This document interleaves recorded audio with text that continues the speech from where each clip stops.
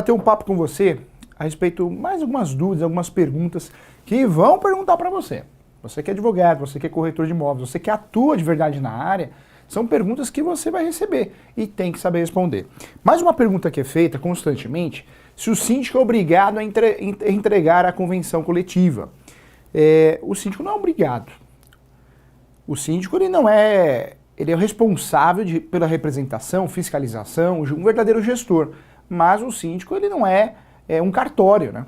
Então o síndico não é obrigado a entregar a convenção coletiva. E a orientação que eu falo para você, falar para o seu cliente, o síndico ou o conselho, é que ele não fique entregando cópias de convenções. Sabe por quê? Porque a cópia de convenção atualizada vai ficar sempre no cartório de imóveis. Quando um condômino quer uma cópia atualizada da convenção, ou ainda ele precisa, porque tem situações que ele precisa da cópia autenticada, inclusive, ele vai conseguir esse documento lá no cartório de imóveis, o cartório de imóveis competente do condomínio. Então o interessante é que o síndico não acostume os condôminos a toda hora que precisar entregar uma convenção, tá? É um gasto desnecessário, não faz parte da função do síndico, não existe essa obrigatoriedade, ok? Então também é muito importante bater um papo sobre isso. Professor Júlio, mais uma dúvida importante. A convenção pode impedir a reeleição do síndico? Pegar a convenção condominial, pode ter uma cláusula proibindo a reeleição do síndico? A resposta é não, não pode ter uma proibição, hein, gente? Não pode ter proibição. A convenção, de fato, ela tem que respeitar o Código Civil. Qualquer afronta ao Código Civil vale o Código Civil. Nós já conversamos aqui que é briga de cachorro louco, né? Se a convenção fala uma coisa e o Código Civil fala outra, vai no Código Civil. Essa cláusula, quando cria uma afronta ao Código Civil, ela é nula de pleno direito, tá? Então não pode, inclusive está no artigo, o artigo é o 1347 do Código Civil. Não estabelece qualquer limitação quanto à reeleição do síndico. Então não pode proibir, tá? Então essa convenção condominial que proíbe a reeleição do síndico, de fato, ela está afrontando o Código Civil. Então não pode, tá bom? Vamos lá, mais uma dúvida importante aqui. A instalação de ar-condicionado é permitida? O Brasil é muito grande, né? Nossa pós-graduação ela tem nível nacional. Nós temos alunos do Nordeste, alunos do Sul, do Norte, da região também Centro-Oeste. Então nós temos alunos em todas as regiões do Brasil, né? Vamos dizer com muito carinho. Espero encontrá-los em breve. Claro que um estado ele é mais quente. Se você pegar o Nordeste, não precisa muito não, o interior de São Paulo, né? Quem é de São José Rio Preto sabe que estou falando, o calor que é ali, né? Sempre quente, muito quente. Então precisa ter um ar-condicionado. Quem tem condições tem que ter um ar-condicionado. E aí, pode a convenção proibir a instalação do ar-condicionado? Ou obrigar a instalação? Como que fica essa resposta aí? Então vamos lá, olha a resposta aqui com base na lei. Para se instalar aparelhos de ar-condicionado, é necessário que os seguintes itens sejam satisfeitos. A edificação deve possuir capacidade elétrica para suportar a carga suplementar decorrente da instalação do equipamento em todas as unidades atestadas por engenheiro elétrico com a devida arte, ou seja, a anotação de responsabilidade técnica, né? A arte. Os locais também devem ser fixados para gerar um comprometimento com a estética e a segurança da edificação. E ainda não ficar desproporcional à fachada. Então, eu trago esse conceito aqui, e é um conceito real, né, gente? Vai depender muito da convenção. A convenção tem que permitir a instalação, obrigar ou não, e se ocorrer, né, de fato, tem que seguir toda uma regra. Então, por isso em São Paulo, pelo menos na grande metrópole em São Paulo, a gente não vê prédios ou apartamentos, né, com ar-condicionado, porque existe uma proibição.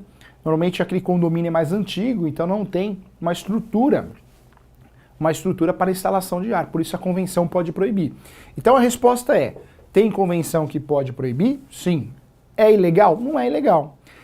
Tem convenção que pode obrigar? Também, né? Mas sempre seguindo as orientações da convenção e também regras de manutenção e regras estruturais. Então, a realidade é que a convenção pode bater o martelo em relação ao ar-condicionado, se sim ou se não. Se tem instalação, tem que seguir o planejamento, as regras do prédio, tá? Então isso não tem nada de legal se o síndico obrigar, se você tomar uma multa, se o seu cliente tomar uma multa pela instalação incorreta, fora dos padrões do prédio, fora dos padrões da convenção, ok? Então isso está fechado também. Vamos lá, mais dúvidas ainda, hein? Professor, o envidraçamento da varanda, colocação de grades ou telas, alteram a fachada do edifício? E aí, o que você acha, hein? Aquela tela para criança, né? Pode a convenção proibir a instalação de tela de segurança?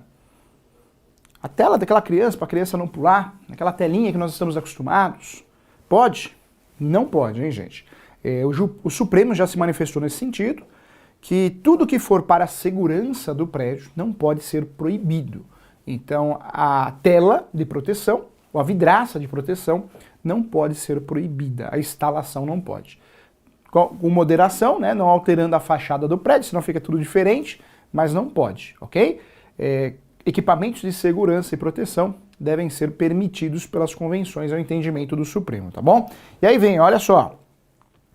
Apesar de o assunto ser polêmico, admite-se o envidraçamento da varanda quando se demonstra que essa alteração não afeta a harmonia da fachada, segundo o modelo padrão, cor, desenho, material e etc.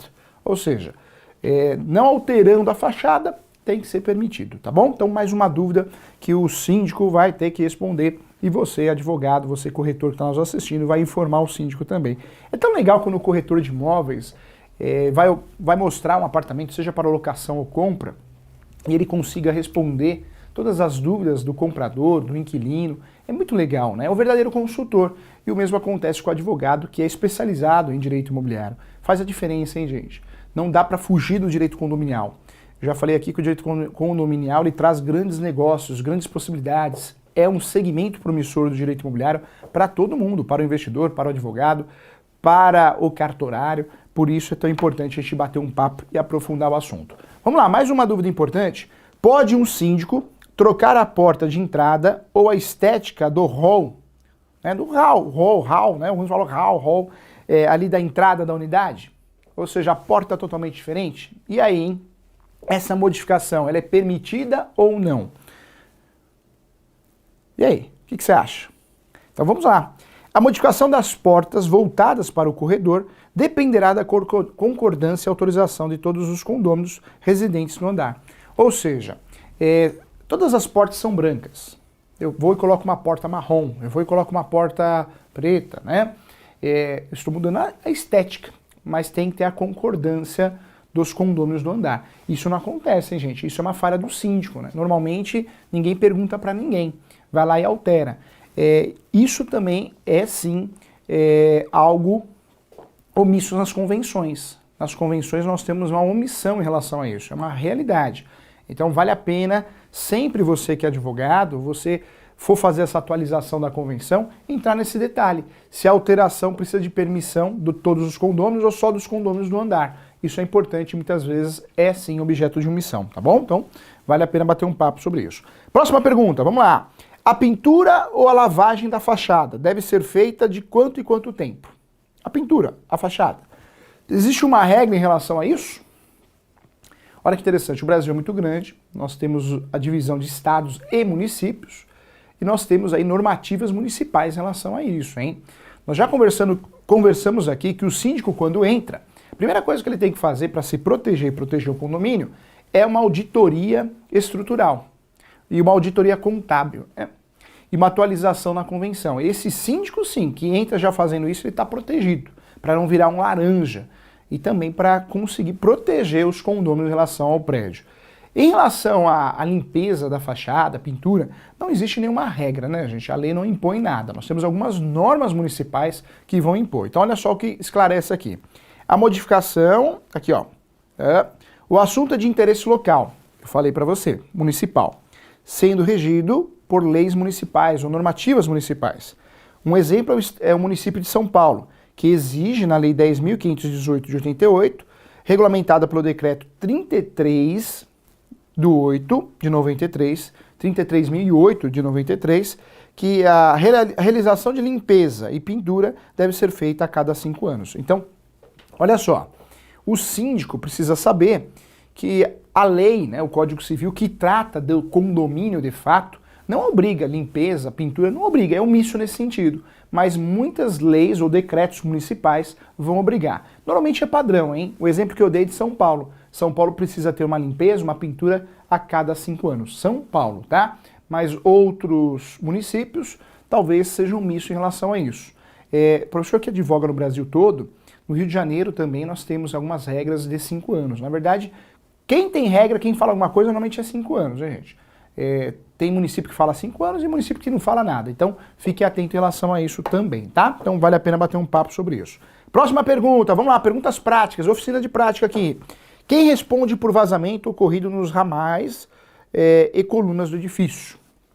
E aí? Vazamento sempre tem, né? Condomínio, principalmente um condomínio mais antigo. Quem responde? É o condômino ou é o prédio, né? Então vamos lá. E aí, quem responde? Então, olha a resposta aqui também, ó. Os vazamentos procedentes de ramais são de responsabilidade do condômino, pois esse encanamento é de uso exclusivo. Em se tratando de vazamentos que se originam na coluna ou áreas comuns do edifício, a responsabilidade é do condomínio, conforme o Superior Tribunal de Justiça, em entendimento a partir de 2012, tá? Então, entendimento aqui, a partir de 2012, existe essa divisão de obrigação, tá? De responsabilidade. Tranquilo, né? Vamos lá, próxima pergunta aqui também, vamos juntos. Como o síndico deve proceder quando o vazamento tiver origem em áreas de uso comum? E aí? O que o síndico tem que fazer? Eu sempre oriento nossos clientes síndicos, e você deve fazer a mesma coisa, hein, gente? Olha só, palpite é para coisa que tem. O chamado palpiteiro de plantão, não é isso? O síndico ele não é obrigado, ele não precisa ser formado em engenharia, né? Não precisa ter grandes conhecimentos de construção civil, não. Então ele não pode palpitar. O ideal é chamar um profissional, esse profissional vai fazer a avaliação, depois você chama outro e chama outro. Eu gosto muito, oriento o síndico sempre chamar 3 profissionais. Esses 3 profissionais vão fazer o orçamento, a avaliação do que é e vai fazer o orçamento. Por quê? Isso numa assembleia, isso numa justificativa com condôminos, gera fundamento, não é isso? E se a situação não for resolvida ali, pode parar no âmbito judicial e pode ocorrer uma perícia, né? Uma perícia em relação ao assunto. Mas normalmente essas 3 avaliações por profissionais habilitados, orçamentos feitos, isso aí vai resolver sim, tá? Então, importante bater um papo sobre isso também. O síndico deve solucionar com urgência, mas sempre com a ajuda de terceiros, né, terceiros habilitados, profissionais técnicos, para avaliar de quem que é a responsabilidade, para cair naquela responsabilidade na pergunta anterior, tá bom? Então, vale a pena bater um papo sobre isso também. Vamos lá, mais uma pergunta, tá acabando as perguntas aqui, hein? O condômino responde por furto ou danos ocorridos na garagem? O condômino, ele responde ou é o condomínio? Quem responde por furtos ou danos? E eu vou falar uma coisa para você, né? A gente acaba se sujeitando a cada coisa, né, gente? No passado, os prédios com vaga de garagem sempre forneceram a vaga de garagem com uso exclusivo. Aquela vaga de garagem você não precisa deixar a chave. As construções mais antigas sempre foram assim. Pode ter sorteios, né, ou vagas fixas de garagem, mas cada um com a sua vaga, né? Hoje, o que está acontecendo muito, principalmente em grandes metrópoles, São Paulo é um grande exemplo. O professor foi comprar um apartamento há tempo atrás e tinha que deixar a chave no carro. A chave do carro tinha que deixar dentro do carro. Por quê? Porque era um carro na frente do outro. Eu vou ser sincero, só se for uma situação que eu fosse obrigado. Mas eu jamais compraria em livre, espontânea consciência um apartamento com uma vaga de garagem dessa. Não dá, gente. Você sabe que o ser humano cada dia está pior. O ser humano cada dia está mais difícil. E você sabe que pode tudo sair da cabeça do ser humano, não é isso? Como que você vai deixar o seu carro com com a chave no contato? Você vai deixar o seu carro com a chave no contato. E se alguém precisar sair com o carro de trás, qualquer pessoa pode puxar o seu carro. Você sabe se essa pessoa é habilitada? Você sabe se a pessoa sabe dirigir? Se o seu carro é automático, a pessoa não sabe dirigir, ou seja, não dá, né, gente? E os pertences dentro do carro? Às vezes você esquece alguma coisa, um celular, uma carteira, aí alguém está manobrando o seu carro, some a carteira, como que você vai provar? Não dá, né? Então, assim, eu acho que o brasileiro se sujeita a cada coisa. Vê se isso acontece nos Estados Unidos. Vê se isso acontece em outros países.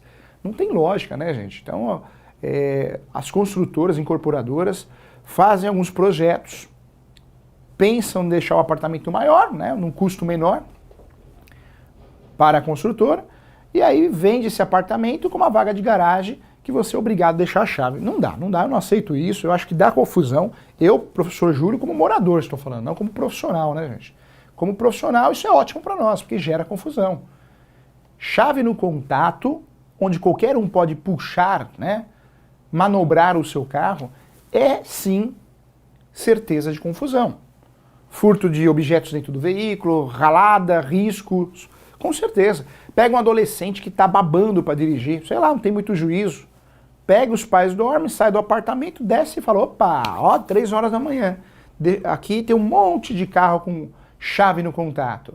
Deixa eu escolher o carro que eu quero sair. Verdade, né? Verdade. E aí sai com o carro para passear. Não dá certo, né? Mas tem, gente. Tá cheio de apartamento que a vaga de garagem são vagas que você é obrigado a deixar a chave no contato, senão o outro não consegue sair. Um absurdo, né, gente? Um absurdo. Então, em relação a isso, de quem que é a responsabilidade, hein? Do condomínio ou do condômino? Se algo acontecer, um furto, bens deixados dentro do veículo, risco, ralada, né, amassado, e aí? De quem que é a responsabilidade? Olha o que traz, professor, a resposta aqui é do doutrinador Oscar Aguiar, né, falecido, espanhol naturalizado brasileiro, que escreve muito bem sobre condomínio em seus artigos. Então a resposta do nosso querido autor, homenagem para ele, que responde muito bem, uso no meu livro também. Olha só, em regra o condomínio não responde civilmente pelos furtos ou danos ocorridos nas áreas comuns. Em regra, tá? Jurisprudência que diz isso. Em regra, não. Para o fim de se saber se, em caráter de exceção, haveria responsabilidade civil, cada caso merece ser estudado com aplicação sucessiva dos casos práticos, ok? Para verificar se existe nexo de causalidade e dano efetivo. Lembra que eu falei lá no estudo de responsabilidade civil? Lembra que nós conversamos juntos? A responsabilidade civil, ela existe de fato, o síndico poderá ser condenado a uma indenização ou condomínio quando existe a responsabilidade civil.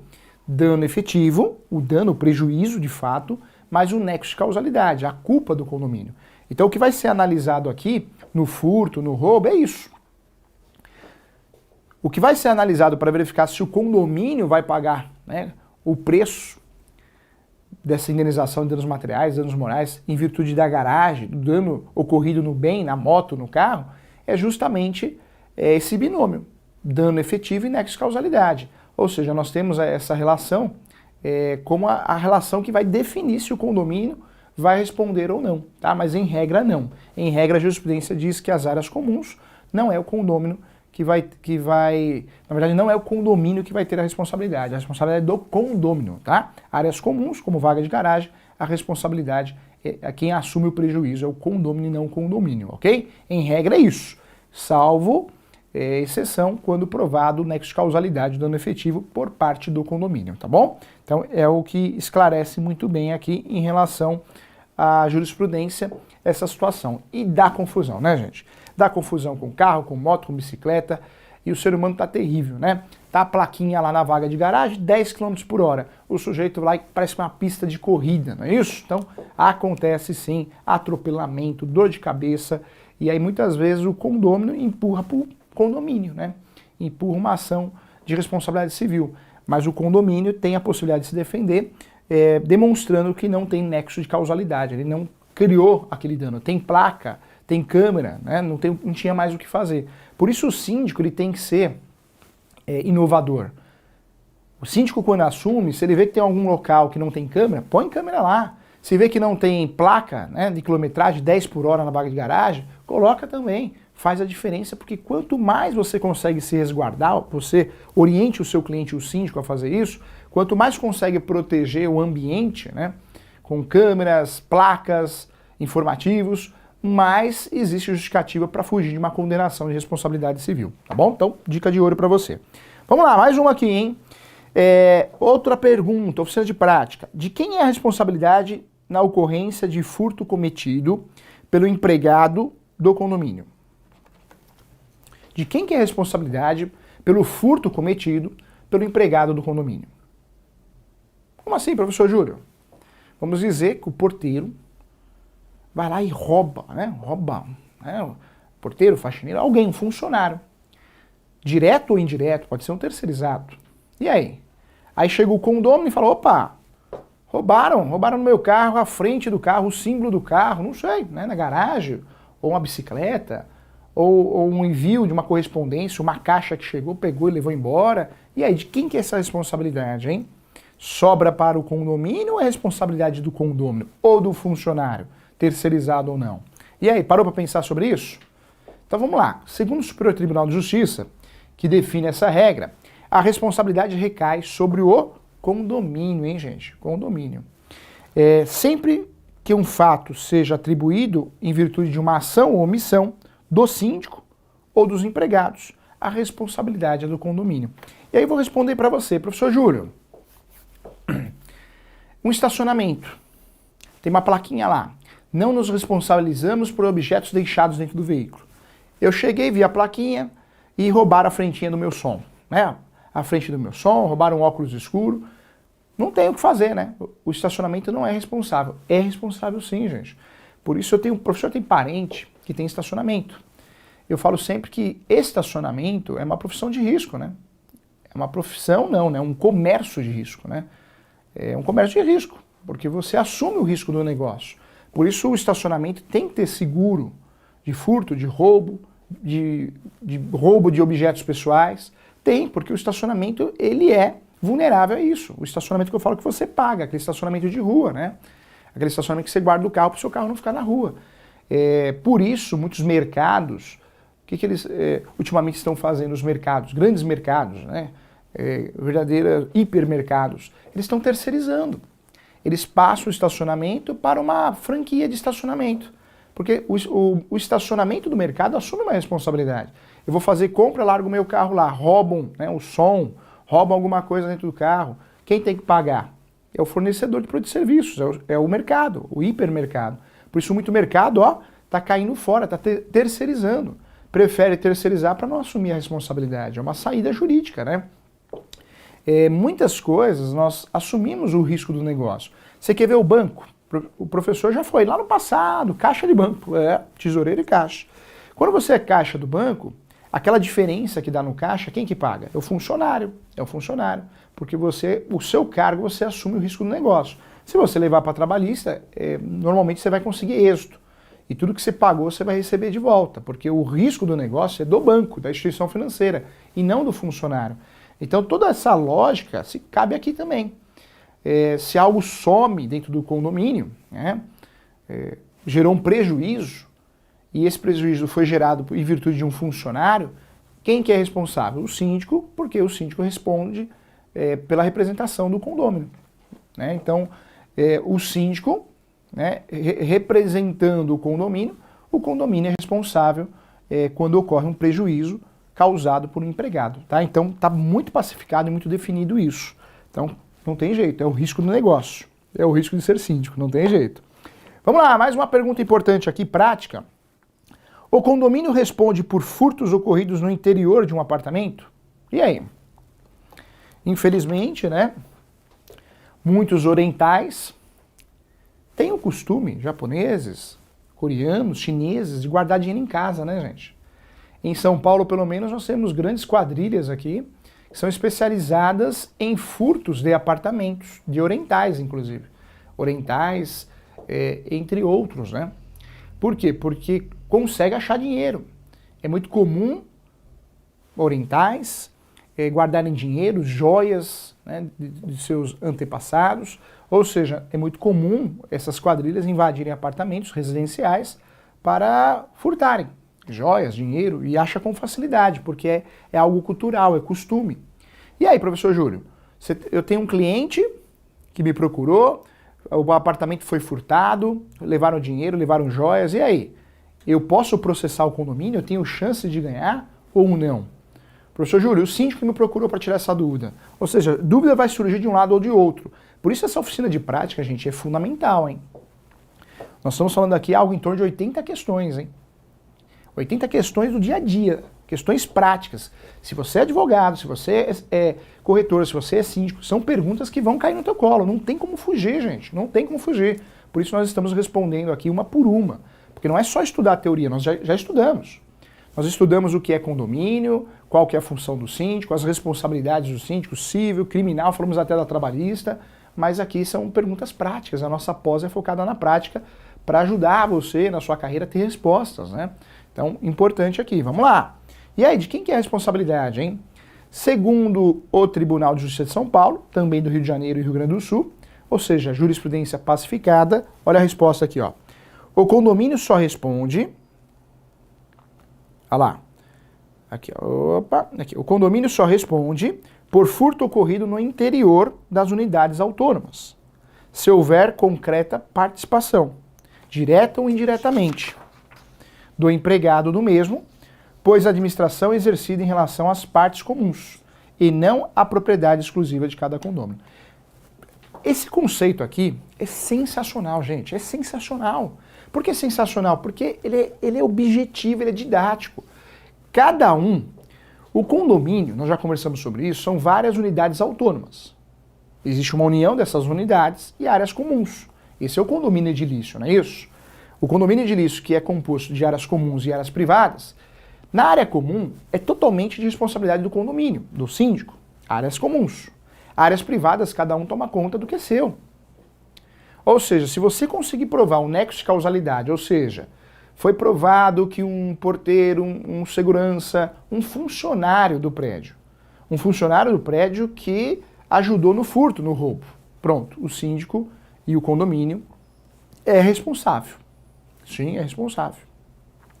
Mas se nada for provado, nenhuma omissão, nenhuma ação-omissão, ou seja, fizeram o furto ou o roubo sem culpa do condomínio. O condomínio respeitou as normas de segurança. Sabe o que vai acontecer? Sabe o que vai acontecer nesse caso? De fato, o condomínio não é responsável.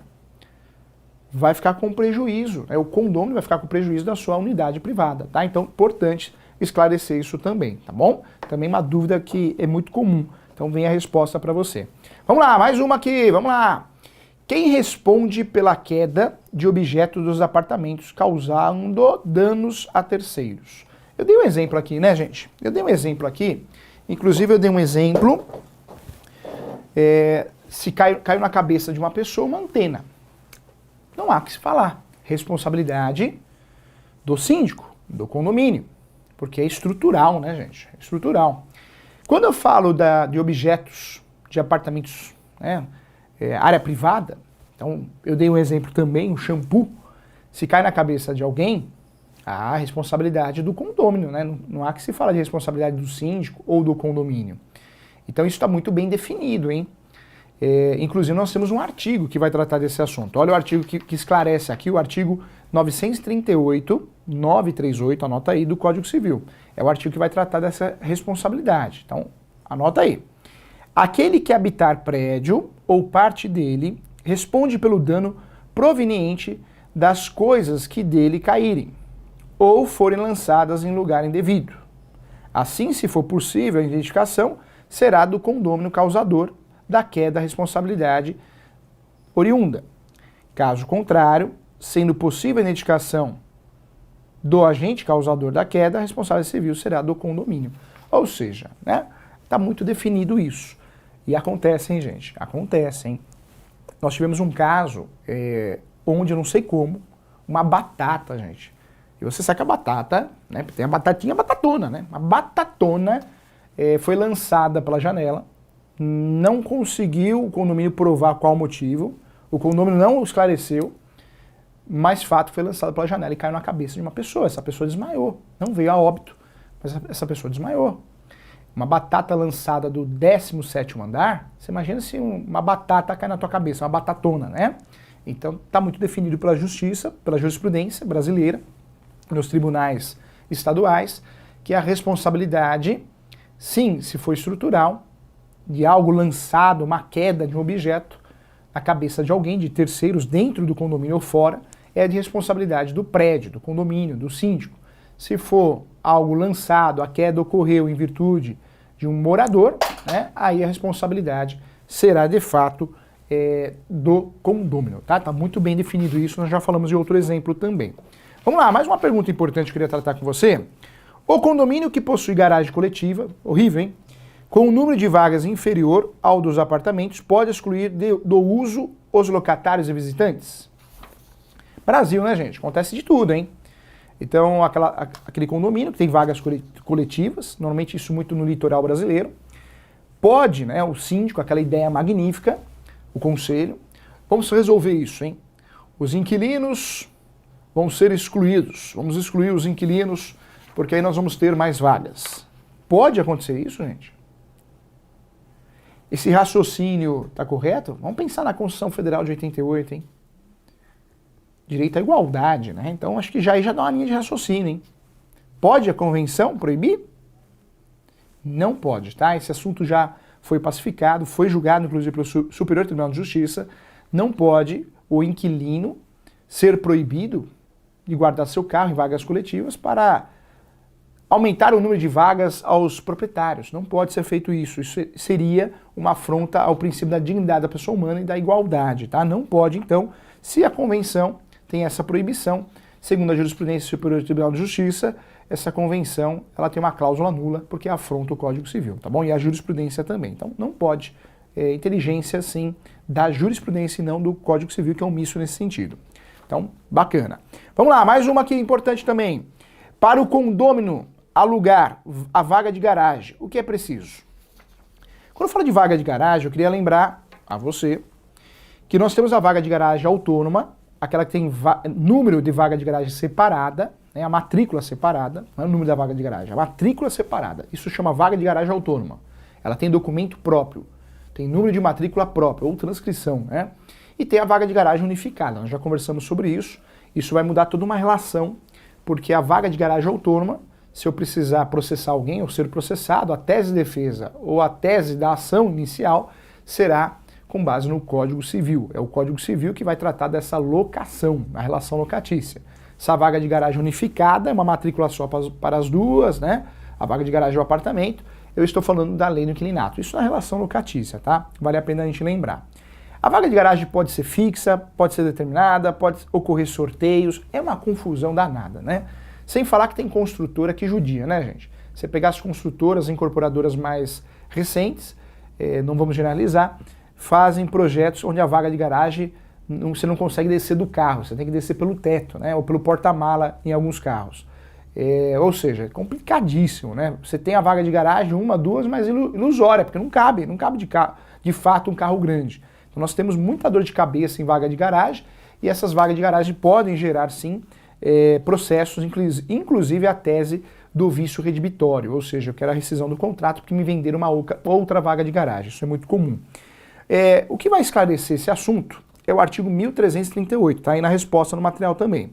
O artigo 1338 do novo Código Civil inovou a autorizar a locação da vaga de garagem a estranhos. Então, desde que respeitada a ordem do direito de preferência dos condôminos e possuidores. Então, o Código Civil, ele autoriza, fazer a locação da vaga de garagem a estranhos. O Código Civil. Mas a convenção pode proibir. Professor, mas se a convenção proibir, não é uma afronta ao Código Civil? Sim, é uma afronta. Mas nesse caso é uma afronta autorizada, porque o Superior Tribunal de Justiça decidiu que quando uma convenção proíbe a locação de vaga de garagem a terceiros, não existe uma afronta ao Código Civil. Pode ser uma cláusula prevista na convenção condominial benéfica ao condomínio. Então, a convenção, nesse caso, caráter de exceção, sempre que existe uma briga entre Código Civil e convenção, prevalece o Código Civil. Nesse caso, é uma das poucas e únicas situações que prevalece o que está na convenção, tá bom? Mas fato que se alguém perguntar para você, pode alugar vaga de garagem a estranhos? Pode alugar sim, desde que nenhum condômino se interessou nessa ordem sucessiva. Pode ser alugado a terceiros. Está lá no artigo 1238 do Código Civil, tá bom? Também uma dúvida muito relevante e muitas vezes objeto de confusão e polêmica, né, gente? E também tem muito achismo, né? Não pode, a vaga de garagem é só para os condôminos. Tá aí, ó, o Código Civil responde, pode alugar para terceiros, desde que tenha oferecido aos condôminos, tá? Então uma dúvida que tem que saber. Vamos lá, mais uma pergunta importante, Para o condômino vender a vaga da garagem, o que é preciso? Lembrando que tem vaga de garagem autônoma e vaga separada. Autônoma, ou melhor, autônoma e unificada. Autônoma é aquela vaga de garagem que tem número próprio, matrícula própria. Unificada é aquela vaga de garagem que é unificada ao apartamento. Só pode ser vendida a vaga de garagem quando a vaga de garagem é autônoma, tá? Outro detalhe importante. Professor, pode vender essa vaga de garagem a terceiros? Não. A vaga de garagem deve ser vendida aos condôminos, tá? Essa é a primeira pergunta e a resposta está aqui. Sempre aos condôminos. Mas ninguém quer comprar dos condôminos. Pode vender a terceiro? Não. Para que eu possa ter o direito de comprar a vaga de garagem, segundo a jurisprudência, eu preciso ser proprietário de um apartamento, né? Isso, já pensou? Senão vira uma bagunça, hein? O prédio é de um, as vagas de garagem são de terceiros, vira uma zona isso aí, né? Então não pode, tá? Olha só, a venda da parte acessória, a vaga de garagem é considerada uma parte acessória, a estranho não é possível segundo a jurisprudência, expressamente, mesmo sendo permitida na convenção, ok? Então, essa questão é a 63, faz uma retificação aí, coloca aí, tá bom? Porque é uma alteração recente, viu, gente? Então, no passado, podia sim, mas hoje não. O Superior Tribunal de Justiça definiu que não. Por isso, você que está acompanhando com o material, vai lá na questão 63, olha quantas questões nós falamos aqui, hein? As mais importantes. Vai lá no material e coloca uma estrelinha. Não pode ser vendida a terceiro, né? Então, a regra, a jurisprudência mudou. Por quê, gente? O judiciário foge de processo, né? Quanto mais dor de cabeça existe de fato, em relação a uma situação, vai o judiciário e fala, opa, não pode mais fazer. Você sabe que é assim. Então, é o que ocorre, tá? Então, o correto é não pode ser vendido a estranho. Foi modificada a questão 63, a resposta. Anota aí, hein? Não vai comer bola não, hein? Vamos lá, 64. Quando o condômino deixa o carro na vaga de garagem, ficando as chaves obrigatoriamente com o vigia ou o garagista, quando tem, né? Se não fica no contato, e o mesmo causa danos ao automóvel, o condômino fica responsável pelo prejuízo? Já respondemos essa aqui, tá? Mas é uma pergunta diferente, mas o raciocínio é com a resposta de uma questão anterior. É responsável o condomínio quando tem nexo de causalidade e dano efetivo. Senão, foge do condomínio, foge do síndico e quem é responsável é o próprio proprietário, tá bom? Mais uma pergunta boa aqui. A falta de conservação do imóvel pode redundar na obrigação do condomínio em negligência de indenizar seus vizinhos ou o próprio condomínio? Sim. A resposta aparece lá no artigo 937, hein, gente? Então, sim, a falta de conservação do imóvel pode, sim, ser obrigação de condômino negligente. Então, vamos dizer que um apartamento, o proprietário, o condômino, não faça manutenção, não faça limpeza, tem até rato.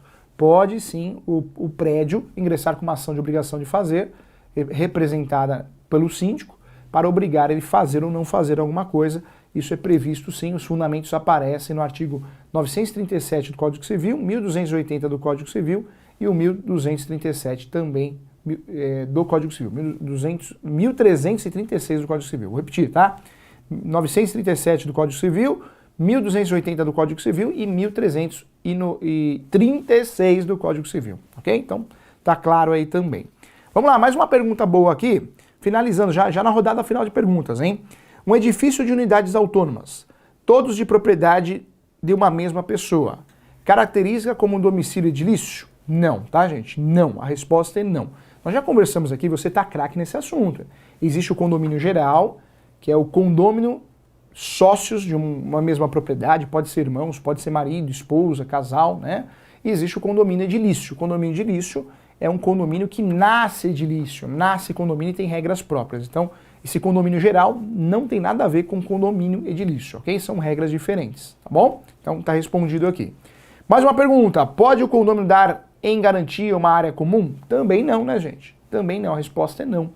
Eu sou condomínio, eu vou dar o hall, viu? O hall da piscina, eu vou dar em garantia. Não pode, né? Área comum não pode dar em garantia, isso é previsto no Código Civil, artigo 1339, retificando, tá? 1339 do Código Civil. Não pode, a área comum não pode ser dada em garantia. Vamos lá. 68. As frações ideais no condomínio edilício podem sofrer modificação? Entendeu? As frações ideais no condomínio edilício podem sofrer alteração? Qual que é a regra aqui? Depende, né? Se é área comum, se é área privada.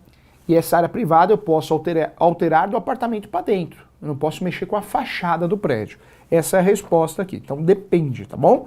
Também uma pergunta que é feita constantemente para quem trabalha com direito condominial. Vamos lá, 69, 80 perguntas nós respondemos aqui, hein? Pode ser construído um novo andar num condomínio edilício? É possível isso? Construir um novo andar? Não. Não porque o condomínio é edilício, ele nasce com um regramento, a incorporação, cheio de regras, aprovado pelo cartório, aprovado por órgãos competentes. Então não pode, eu sou síndico, eu vou fazer um andar a mais para a gente ter mais um espaço. Não pode fazer isso, tá?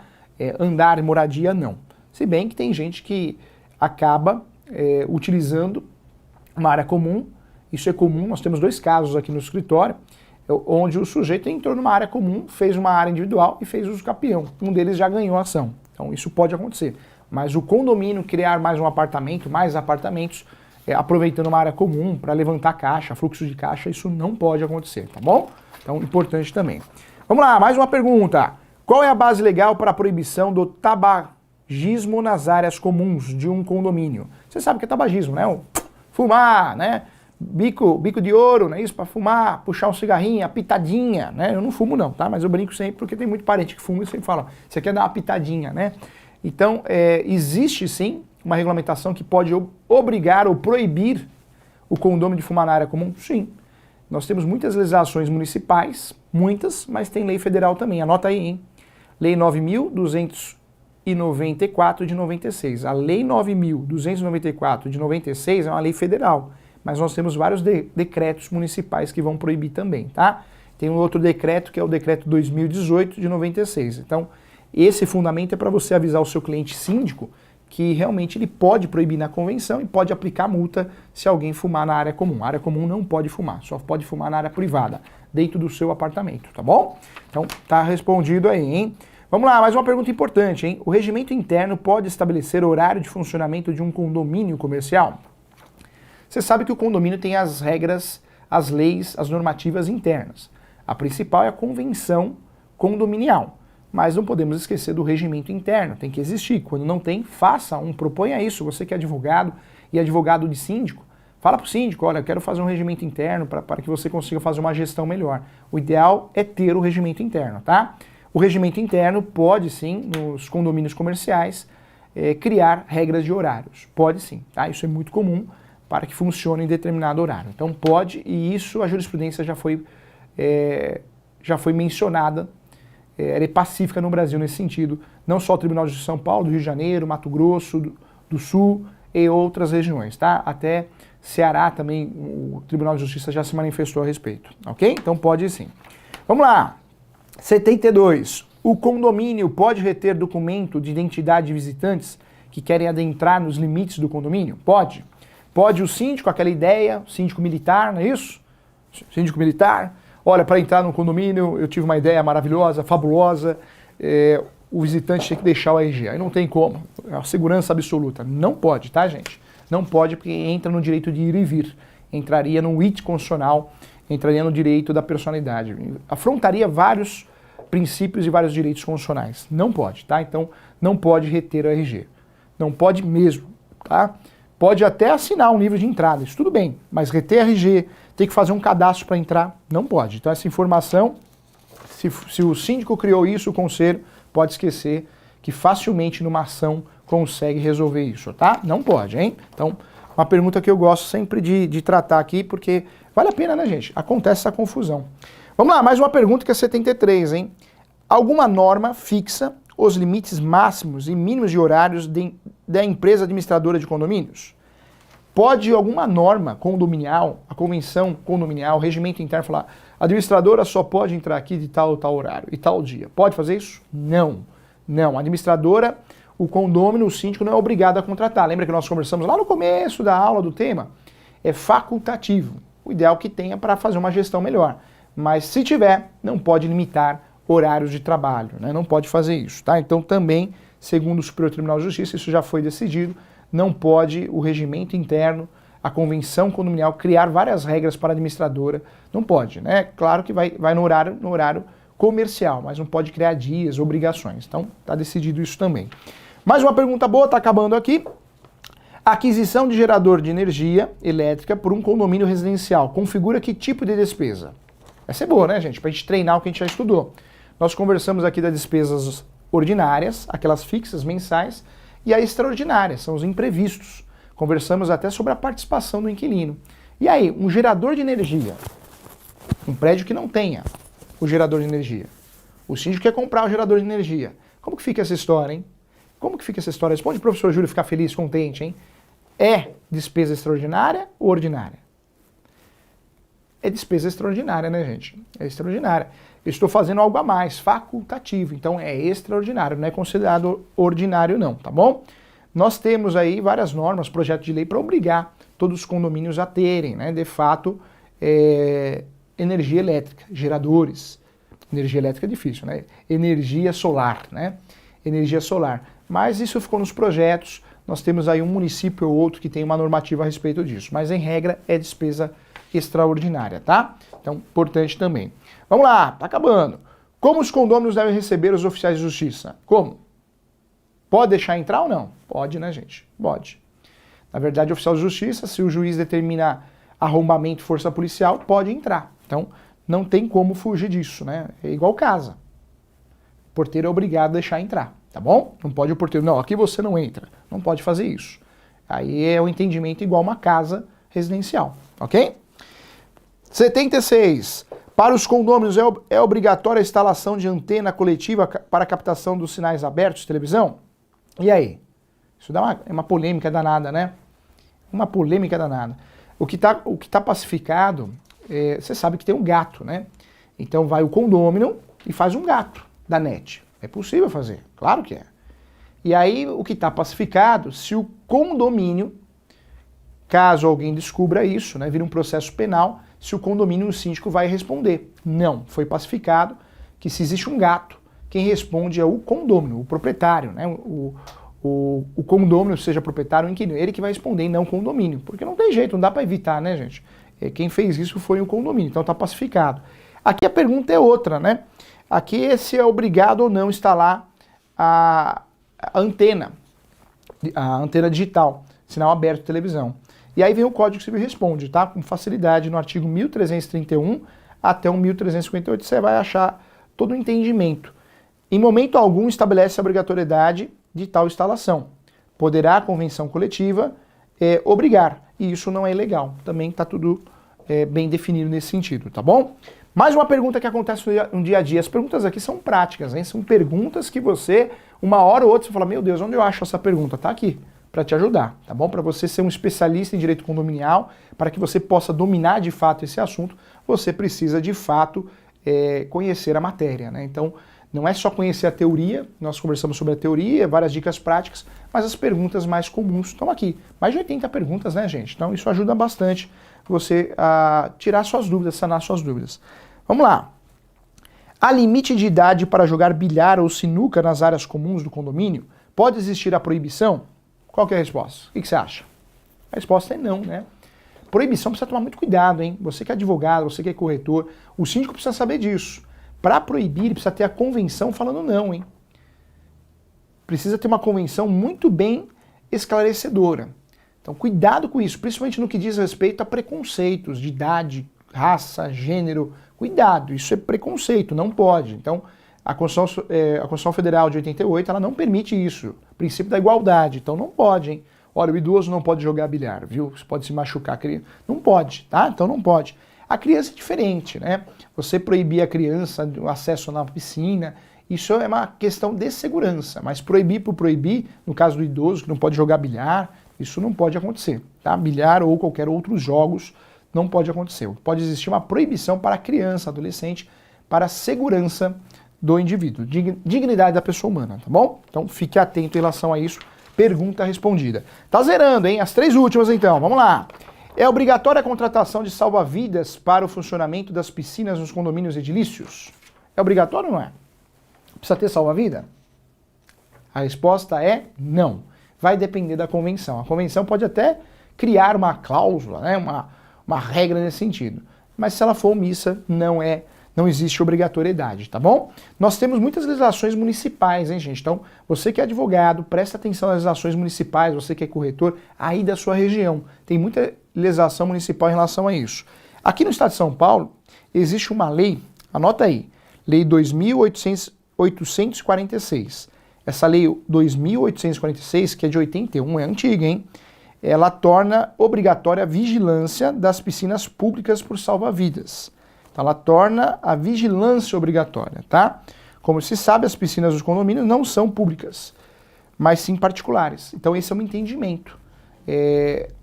Muitas leis municipais obrigam sim a ter salva-vidas em piscinas públicas, mas condomínio, a jurisprudência entende que é uma piscina particular, tá bom? Então tá respondido aí, não tem obrigação de ter salva-vida em condomínio. Pode sim a convenção criar uma regra nesse sentido, né, que é mais uma despesa para o condomínio. Então, cuidado. Você que é advogado, você que é corretor de imóveis, você que está nos assistindo aqui. Cuidado, porque essa ideia pode sair caro. Vamos lá, 7.9. Qual o trâmite que deverá ser obedecido para que ocorra o desmembramento de uma unidade autônoma? Na verdade, esse regramento de desmembramento depende, né, muito do condomínio, né? Do condomínio, da região, regras locais. Mas pode. O condomínio ele nasce através de uma incorporadora, você está craque nesse assunto, mas o condomínio pode ser que ele precise sim de alterações, desdobramento, unificação. O professor está fazendo um uso capião para um condomínio, porque a construtora não conseguiu matricular uma parte do fundo, ou seja, num terreno morto, sem registro, não aparecia na matrícula do imóvel. O que eu fiz? Eu fiz uma ação de uso capião, onde o autor da ação de uso capião é o condomínio, representado pelo síndico. Então, desmembramento, retificação de área, uso capião pode ser feito, tá, para regularizar o condomínio. O condomínio ele nasce de uma incorporação, mas isso não quer dizer que ele sempre vai ser regularizado. Muitas vezes precisa de uma regularização, tá? E a última pergunta, 80 perguntas práticas, gente. Que legal, né? Que bacana. É possível repetir a denominação nos condôminos? Qual tramita para alterar sua denominação? Olha a pergunta aqui, vou traduzir, né? Tá muito juridiqueza aqui, não gostei. Essa pergunta aqui, a 80 perguntas nós respondemos aqui, 80 perguntas práticas, oficina de prática. Essa pergunta é, o condomínio que você mora, você advoga, você compra, você vende ou você aluga, tá lá, edifício Curação. Posso mudar o nome do condomínio? É possível alterar o nome do condomínio? Pega o síndico, né? O síndico fala, eu quero colocar o nome da minha mãe, quero fazer uma homenagem à minha mãe. Pode ou não pode? Vamos lá para o passado, né? Antes de ser construído o condomínio, ele era uma incorporação, lembra disso? Determinada por lei de 64. Já tinha que apresentar o cartório, inclusive a convenção, né? Todas as regras. Eu posso alterar isso? Simplesmente porque eu quero alterar, quero homenagear alguém? E aí, é legal ou não? Que dúvida, né? Isso é boa, hein? Olha o que diz aqui, ó. O condomínio edilício, artigo 1331 até o 1358, que esclarece tudo aí sobre condomínio, não possui responsabilidade jurídica, sim, criminal, civil, trabalhista, mas o condomínio não possui personalidade jurídica. O condomínio não possui personalidade jurídica, sai responsabilidade, né? O condomínio não possui personalidade jurídica. Existe uma contradição, existe discussão sobre esse assunto, existe uma briga danada, mas fato é que a jurisprudência ainda entende, a legislação também, que o condomínio não possui personalidade jurídica. Esquece responsabilidade, não vai confundir, hein? O professor travou a língua aqui, ficou falando de responsabilidade. Personalidade jurídica, o condomínio não possui, nós conversamos sobre isso. Em virtude disso, né, de não possuir responsabilidade jurídica, sendo um ente despersonalizado, quem não possui personalidade jurídica, o condomínio não possui, é um ente despersonalizado. Uma pessoa formal, segundo alguns, né, uma pessoa formal. Olha que interessante, ó, o condomínio, em regra, é possível fazer a retificação da denominação. Eu acho uma bobagem, um dinheiro jogado fora. Quando o síndico, que é meu cliente, olha, eu vou trocar, vou colocar o nome da minha mãe. Dá uma confusão danada, né? Porque tem morador que faz ação e não quer, porque é um gasto desnecessário. Então, é mexer, né, com vespeiro, isso aí, né? Quando o síndico cisma de fazer isso e consegue aprovação em assembleia, mesmo assim ele vai ter problema, vai ter dor de cabeça. Mas é possível mexer, justamente porque é um ente despersonalizado, o condomínio não tem personalidade jurídica, tá? Apesar de ser defendido por alguns doutrinadores do Brasil que tem. Mas não vamos entrar nessa discussão, vale o que vale na prática, tá? Então pode ter essa alteração sim. É possível a repetição de nomes iguais e é possível a alteração também. Vai ter um trabalho danado, vai gastar dinheiro, mas é possível sim, pelo menos a jurisprudência atual decide isso, tá? E tem, hein, gente, que tem de condomínio chamado condomínio homônimos, né? Tá cheio, né? Tá cheio. Mas o que vai diferenciar é a matrícula do imóvel, né? Que é o RG do imóvel, tá bom? Legal, respondemos muitas perguntas aqui, com muito carinho para você. Eu espero você no próximo bloco, então, que eu quero tratar de muitos assuntos pertinentes às ações, então. Até já!